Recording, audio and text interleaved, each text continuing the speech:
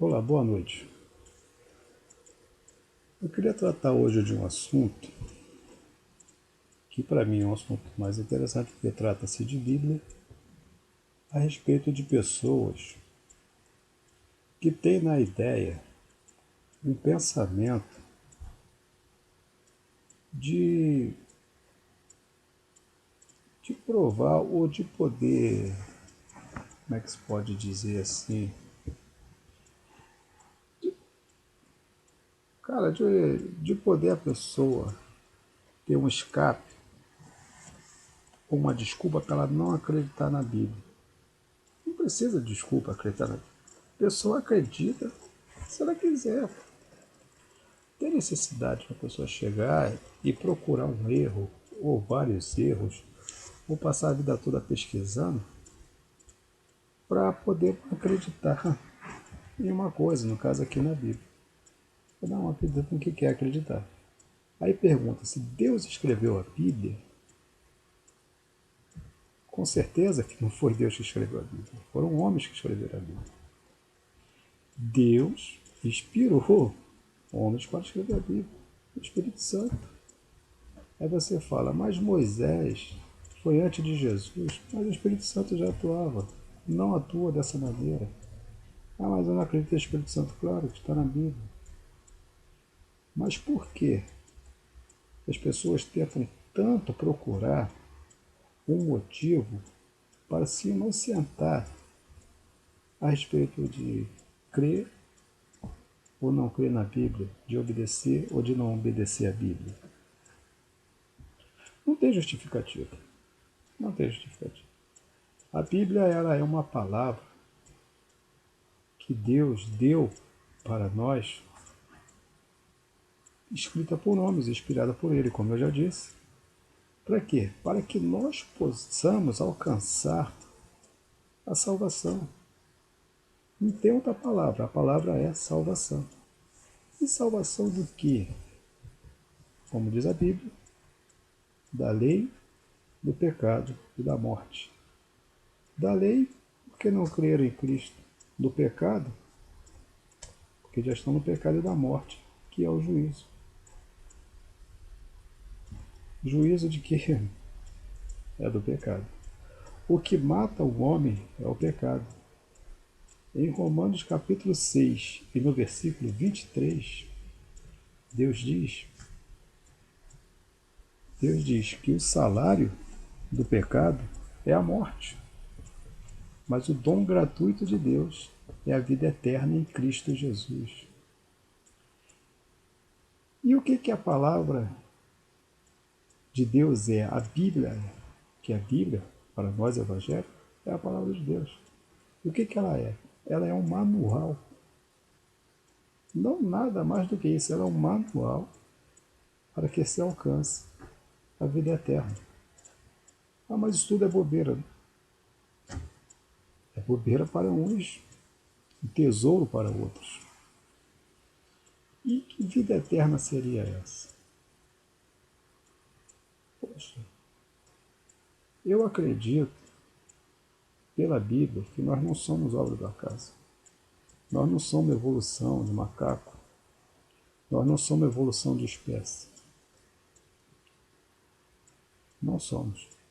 E quem nos botou na Terra nos quer de volta. Deus.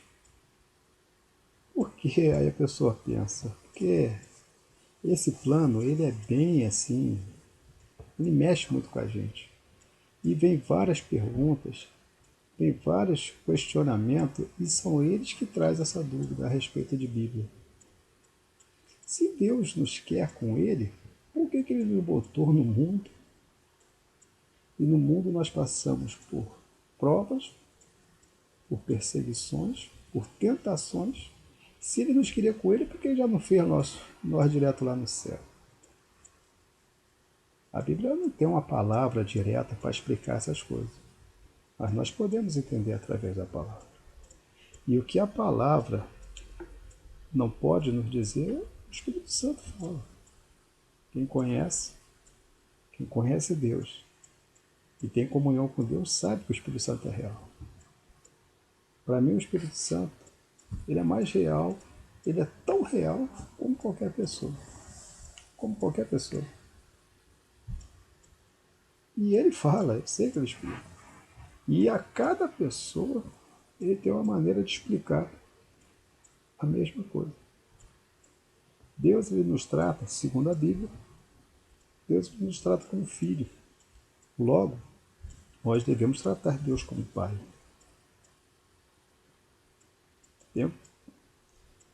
Entendeu? Devemos tratar Deus como pai. Um pai não tem vários filhos iguais, todos são diferentes. Mas os filhos têm o mesmo pai. Mas o pai tem um tratamento diferente para cada filho, porque cada filho tem uma maneira diferente de entender. Então, o que eu venho entender com isso? Por que Deus nos colocou na Terra para nós passarmos por uma prova e por uma guerra, por uma luta? E nessa luta nós temos que vencer o pecado, nós temos que vencer a Satanás para poder estarmos com ele. Mas Satanás não é maior do que nós. Não é. Porque se fosse, a luta seria desigual. Vencer Satanás já é mais fácil do que vencer a nós mesmos. O problema maior somos nós. A Bíblia diz para nós enfrentarmos o maligno e ele fugirá de nós. A Bíblia diz: enfrentai-vos o diabo e ele fugirá de vós. Mas a Bíblia manda nós fugirmos de nós mesmos. Porque vencer a nós mesmos, esse é o que é o mais difícil. Então, por que isso? Eu acredito. Eu vou trazer um vídeo mais específico a respeito disso, que também é um pensamento meu, e isso pode gerar uma grande confusão, e eu estou analisando mais um pouquinho para poder trazer esse vídeo. Então eu acredito que Deus, ele quer um novo povo, uma nova categoria no céu. Por quê? Porque os anjos foram criados por ele. E a primeira coisa que os anjos viram foi Deus. Então os anjos estão o tempo todo do lado de Deus. Então os anjos sabem o que é Deus. Sabem quem é Deus. Deus não é uma energia, como diz Freud, como diz tantos outros fundadores da psiquiatria e psicologia. Deus não é uma energia. Deus, ele é uma pessoa. Ele é uma pessoa. Todas as revelações bíblicas que falam a respeito de Deus, ninguém viu Deus pessoalmente. Nem Moisés. As pessoas dizem que Moisés falava face a face com Deus, olhando para o rosto de Deus. Não era assim. Ele falava face a face, mas tinha uma fumaça entre eles, uma coluna de fumaça entre eles. Moisés viu Deus, viu uma só vez, mas ele não viu Deus de frente, ele viu, e eu acho que está na Bíblia, isso é bem claro. Ele queria ver Deus, Deus falou: você quer me ver? Então você não pode me ver, senão você vai morrer, cara. Mas eu quero ver. Então tá, então você vai ficar naquela pedra, na frente daquela pedra você vai me ver passar de costa. E só aquele ali. E você vê o que aconteceu com Moisés. Moisés voltou com o rosto, hoje pode dizer como um abajur, né, resplandecente, só porque ele viu o vulto de Deus de costa. Então ninguém vê Deus. Então os anjos, ele tem uma vantagem, porque eles foram criados por Deus, e o tempo todo com Deus, eles sabem que a melhor opção é Deus. Eles conhecem Deus. Eles, não estou dizendo que todos sabem, que todos viram, todos conhecem, mas por informação todos sabem quem é Satanás. E só existe dois reinos, é o reino de Deus e o reino das trevas. E quem é que vai optar? Quem é o milionário que vai escolher que vai querer deixar todos os seus bens, todas as suas fortunas, todos os seus confortos para morar debaixo de uma ponte. Ninguém quer. Ninguém vai querer isso. Com os anjos, então, a coisa é bem mais diferente, porque não se trata de riqueza espiritual, não se trata de riqueza material, mas de riqueza divina. Então Deus quer criar uma categoria diferente, que não vive com Deus porque foi criado por Deus e é o tempo todo vendo e assistindo as maravilhas de Deus. Mas ele quer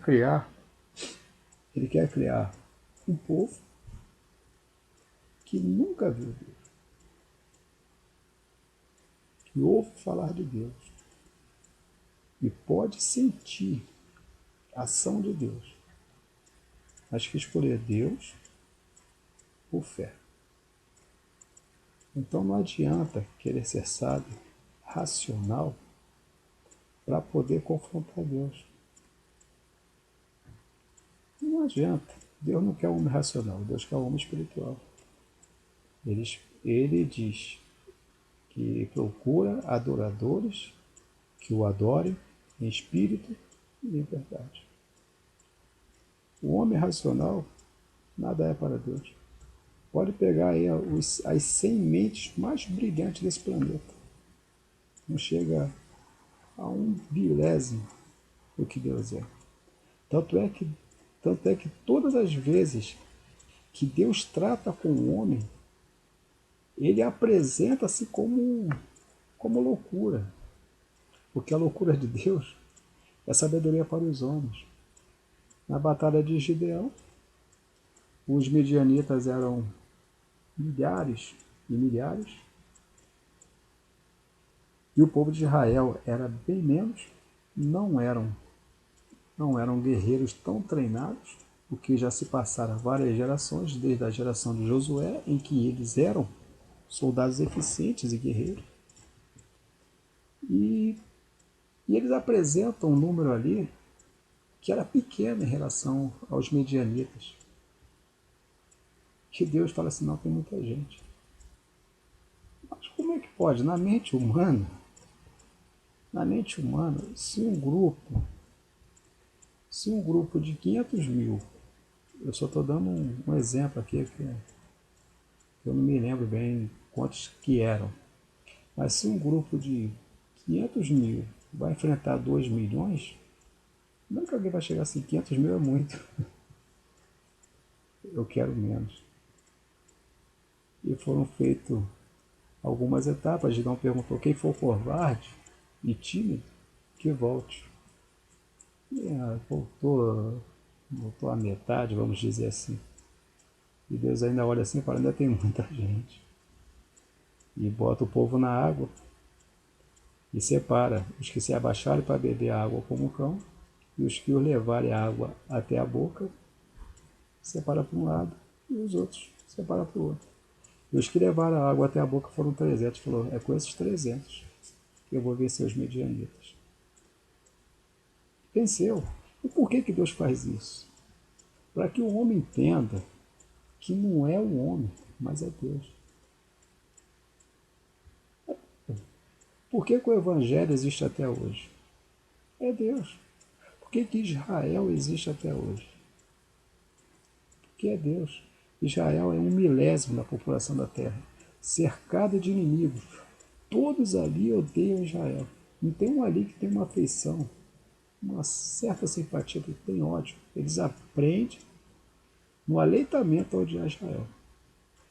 E sabem, pela fé deles, no islamismo, que matar Israel é fazer a vontade de Allah. Israel está cercada ali por eles. São milhares. São milhares. E eles vão atacar Israel a qualquer momento. Isso está na Bíblia. Está em Ezequiel, capítulo 38 e 39. Isso vai acontecer já. Toda aquela guerra vai acabar nisso aí. Toda essa confusão de guerra vai acabar em quê?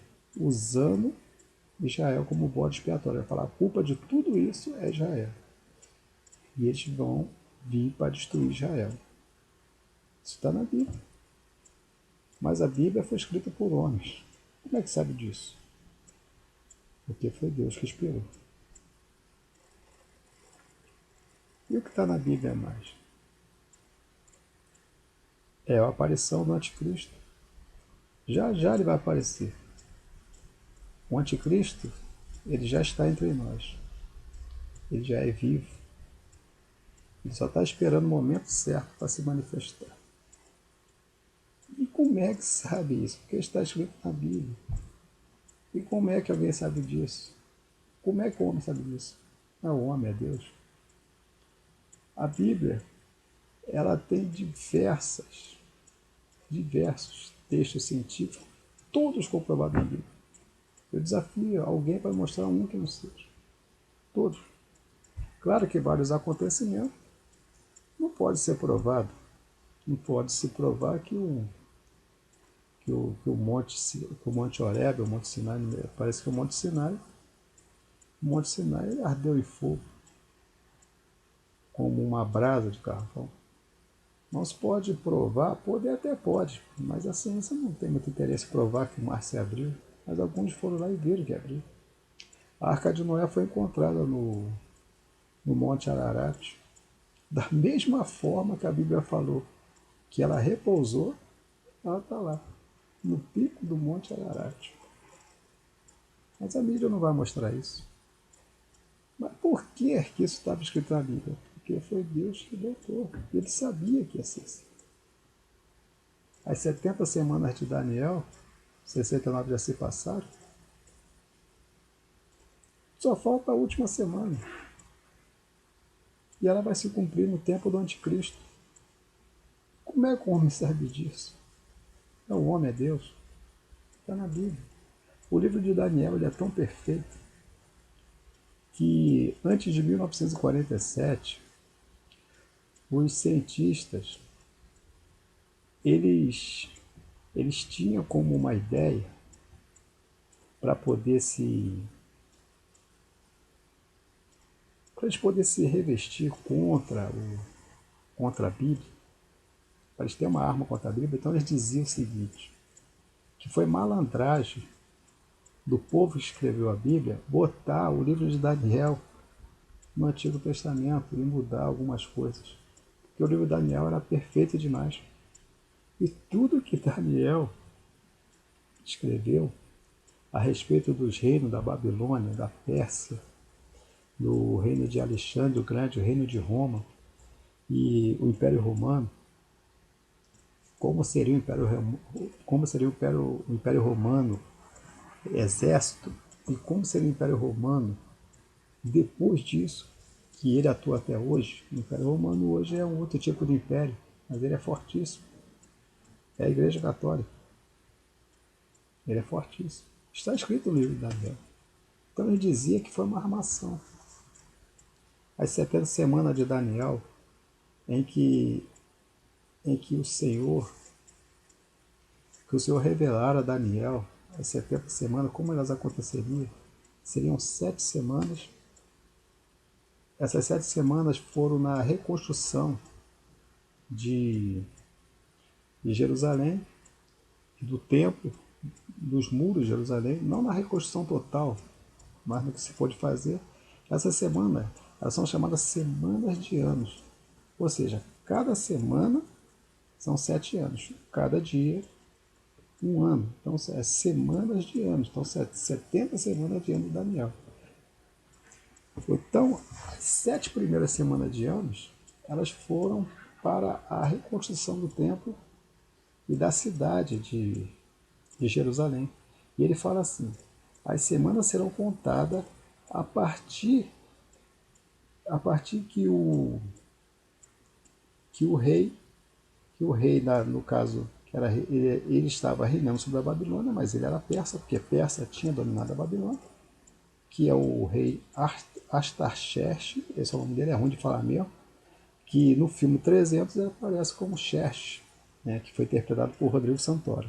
Foi esse homem que assinou o Tratado de Paz. E a Bíblia diz, o Senhor revelara a Daniel através de um anjo, falava assim, a partir do momento que ele assinar a liberação para que os homens fossem lá, era Neemias, agora me fugiu da memória os outros dois, Zorobabel, né, e mais um, que fugiu da minha memória. A partir do momento que ele liberar e assinar esse tratado para a reconstrução de Jerusalém, dali contar-se-á 7 semanas a construção, mais 62 semanas e virá o Messias. E seriam 483 anos. E esse tratado, ele foi assinado num domingo, não me lembro bem um dia não, mas num domingo, acho que foi num domingo, tem um dia, tem tudo, eu não estudo, não me lembro bem, de 483 antes que Cristo entrasse na cidade. Aí falou, e o Messias entrará na cidade exatamente há 483 anos, ou 62 semanas, e aconteceu. Exatamente no dia exato que falou, Jesus entrou em Jerusalém montado no jumento. E a armação que eles falaram que foi feita foi essa. Até que em 1947, um pastor, não pastor de igreja, mas um pastor beduíno, pastor de cabras, ele estava pastoreando suas cabras e uma das suas cabras entrou numa caverna, lá nas rochas lá de Jerusalém. E ele, com medo de entrar na caverna, ele jogou uma pedra, né, para poder afugentar a cabra para fora. Nisso que ele jogou a pedra, ele ouviu o barulho de alguma coisa quebrando, ele ficou curioso e entrou e viu um jarro, aquele jarro estava quebrado, e ali encontrou um rolo. Né? Naquela época os livros eles eram enrolados. E foi ver os escritos antigos. Ele foi perguntar o que era aquilo e se descobriu o que hoje então é chamado de os manuscritos do Mar Morto. Ali está todo o Novo Testamento da Bíblia, todo o Novo Testamento da Bíblia, datado do primeiro século, que eles eram escritos por escribas, que eram as pessoas que naquela época tinham essa função de fazer cópias de escrituras, de cartas, de tudo que se era escrito, e principalmente da Bíblia. Eles eram escribas do templo. E o trabalho deles era só fazer cópia de carta. E ali de carta de escritos. Principalmente os escritos do Novo Testamento, que todos eles estavam lá. Não são todos datados do primeiro século, mas todos tinha do primeiro século até, se eu não me engano, o terceiro século também tinha ali. Tinha muita coisa ali. E também tinha o livro de Isaías completo, o livro de Jeremias completo, e para melhorar a situação, o livro de Daniel completo. Só que o livro de Daniel data-se do período exatamente que Daniel estava na Babilônia. Cerca de 500 anos antes de Cristo. 500 anos antes de Cristo. Aí agora o que a ciência faz? Eu estava vendo um documentário um tempo atrás, e a ciência já está começando a acreditar na Bíblia. Por que pareça. Não são todos, mas eu vi esse documentário na National Geographic. Só que é o seguinte, quando a pessoa não quer acreditar numa coisa, ou, por exemplo, um cientista não quer acreditar que a galinha bota ovo, ele vai se formar, vai estudar, vai se formar, vai ser um cientista, e ele vai passar a vida toda dele fazendo estudos e trazendo teorias que comprovam que a galinha não bota ovo. E todo mundo sabe que a galinha bota ovo. É fazer a Bíblia. Eles passam o tempo todo querendo provar que a Bíblia é um livro de mentira. Mas agora eles começam a admitir muitas coisas da Bíblia, só que estão falando que é alienista. Por exemplo, tem um documentário muito bom na National Geographic, ele tá no YouTube, é o Código da Bíblia. Você vai ver que coisa fantástica é o Código da Bíblia. É uma coisa de arrepiar. Como é que pode, na época, assim, o Código da Bíblia, ele foi pesquisado no Pentateuco. O Pentateuco são os 5 primeiros livros da Bíblia que foram escritos por Moisés. Só que lá está codificado coisas que aconteceram na nossa época. A derrubada das Torres Gêmeas está codificado lá. A derrubada das Torres Gêmeas, a morte da princesa Diana, a morte de Ayrton Senna, a morte do ministro lá ministro de Israel, Isaac Rabin, e tantas outras coisas estão lá no Código da Bíblia. E é uma arma de Israel. Israel consulta muito o Código da Bíblia para saber dos ataques que está sendo ameaçado, que está sendo feito contra Israel. Então Israel ele se defende muito e dizem que a guerra dos 6 dias é bem provável que Israel tenha consultado o Código da Bíblia e ele sabia do ataque que seria feito. Israel, Israel se antecipou e destruiu todos os aviões dos árabes sem que nenhum deles, sem que nenhum deles saísse do chão. Como é que acontece uma coisa dessa? A Bíblia de Zacarias diz que, que Deus faria de Israel como brasas de fogo. Seria uma pedra no sapato das nações. E os exércitos de Israel consumiria todas as nações ao seu redor. Ao seu redor. Como é que pode um negócio desse? Uma nação formiga derrubar manadas de elefantes. Essa é a comparação. Eu que estou fazendo a comparação. Israel é 1%. Israel é o exército mais poderoso do planeta. Por que, que eles não invadem Israel? Eles já tentaram. Já tentaram em 1949, assim que Israel se tornou Estado judeu, eles tentaram e perderam a guerra. Olha na internet. Israel não tinha nem exército, era só colonos. Israel destruiu todos os exércitos árabes, que vieram 7 nações árabes contra Israel, com canhões, aviões, soldados altamente treinados, e perderam a guerra. Israel não tinha nenhum soldado, só colonos com espingarda. Explica isso. É provado pela ciência, é história, isso é história. Como é que pode um negócio desse? Mas está na Bíblia. A Guerra dos 6 Dias, acabei de falar agora. Ninguém sabe explicar por que isso. A Guerra do Yom Kippur, que é um feriado sagrado para Israel, eles pegaram Israel desprevenido. Israel teve grande baixa, mas expulsou todos eles de lá. E por que, que eles não vão lá enfrentar Israel? Porque eles têm medo, eles sabem que vão perder. Eles sabem que vão perder. E por que isso? Está no livro de Zacarias. Por quê? O homem escreveu isso? Escreveu. Mas como é que o homem sabia? O homem não sabia, é Deus. A Bíblia, ela é a palavra.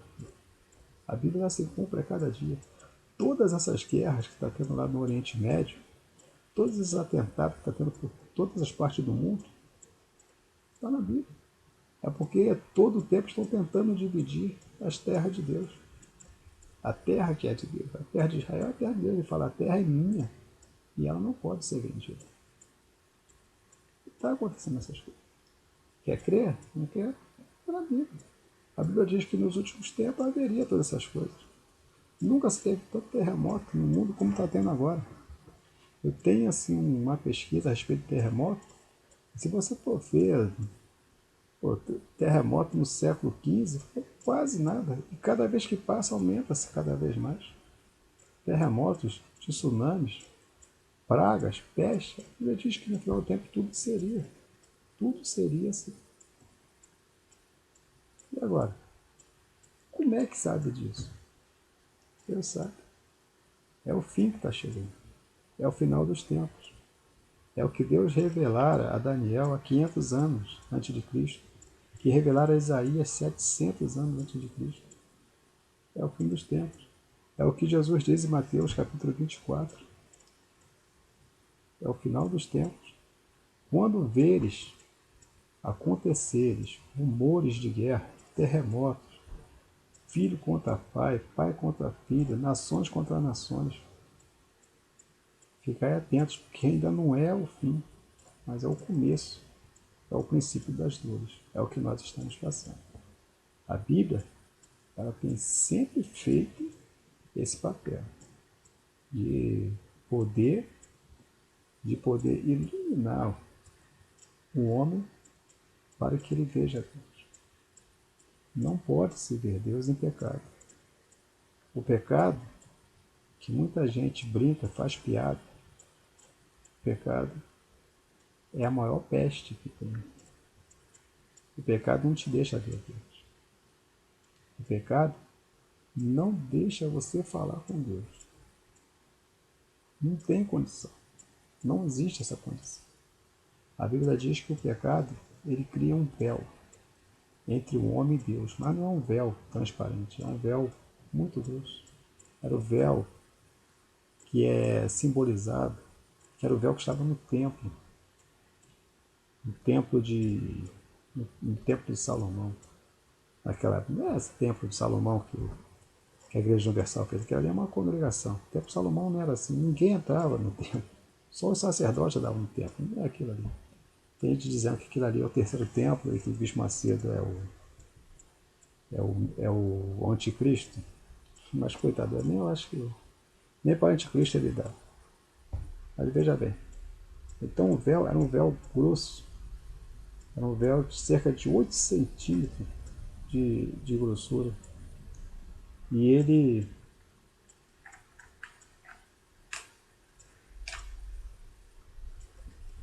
era um véu assim ele era tão forte que precisava de uma junta de bois puxando de um lado para o outro para poder rasgar ele. Não era um véu simples, não era nada disso. Era uma coisa muito grossa. E por isso que Deus não contempla o homem no seu pecado. Deus não contemplou a Cristo quando estava na cruz. Quando Cristo disse, Pai, por que me desamparaste? Porque todo o pecado do mundo estava em Cristo. E Deus não pode contemplar o pecado. E é isso que a Bíblia quer trazer para nós. A Bíblia quer nos aproximar de Deus. Que Deus quer nos aproximar dele. Mas no pecado nós não podemos fazer isso. Devemos deixar o pecado. Devemos seguir os mandamentos de Cristo, como ele diz em Mateus 24, Mateus 14. Aquele que tem os meus mandamentos e os guarda, este é o que me ama. E aquele que me ama será o amado de meu Pai, e eu também o amarei e me manifestarei a ele. Então, o que nós podemos fazer? O que nós podemos esperar? Nós só podemos fazer uma coisa: esperar em Deus. A Bíblia, ela é a palavra de Deus. Isso é comprovado pela ciência. A mídia nunca vai mostrar isso. Mas nós sabemos muito bem. Nós sabemos muito bem o que isso é para nós. A mídia, todos nós conhecemos, todos nós sabemos. Porque a mídia, ela só bota em pauta o que é interesse. O que interessa para as suas empresas, que é a televisão. Mas pense bem. Leia a Bíblia. Tente conhecer a Bíblia. E quando lê a Bíblia, você não precisa saber orar bem. Apenas diga assim, Pai que está no céu. Tem que falar assim, Pai que está no céu. Isso não é uma simpatia. Pai que está no céu. Como Cristo ensinou. Aí você diz, Pai que está no céu, eu vou ler a Bíblia e diz-se a tua palavra. Me ajude a entendê-la. Só isso. E você vai entender.